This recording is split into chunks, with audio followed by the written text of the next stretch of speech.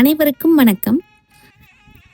நம்ம இந்த பதிவில் சென்னை மயிலாப்பூர் அருள்மிகு கபாலீஸ்வரர் கோயிலில் நடைபெறவிருக்க திரட்டுப்பால் வைபவம் உற்சவம் பற்றி தான் இந்த பதிவில் பார்க்க போகிறோம். என்று நடைபெறுகிறது, என்ன நேரத்தில் நடைபெறுகிறதுங்கிற விவரங்களை இந்த பதிவில் பார்க்கலாம் வாங்க.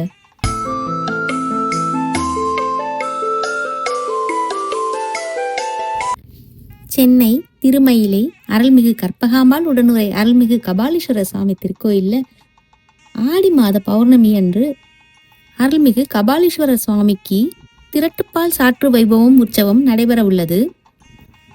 ஆடி மாத பௌர்ணமி என்று வருது நம்ம பார்த்தோம்னா இந்த மாதம் 29ஆம் தேதி, அதாவது ஜூலை மாதம் 29ஆம் தேதி புதன்கிழமை அன்று ஆடி மாத பௌர்ணமி அன்று அருள்மிகு கபாலீஸ்வரர் மூலவர் சுவாமிக்கு திரட்டுப்பால் சாற்றும் வைபவம் உற்சவம் மாலை 5 மணி முதல் இரவு 9 மணி வரை சேவை நடைபெறும் என சொல்லியிருக்காங்க.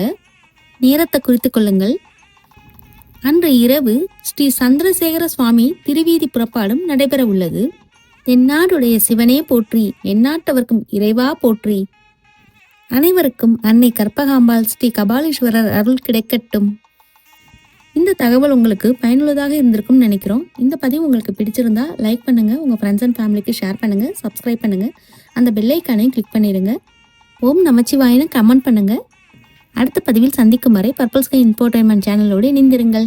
நன்றி.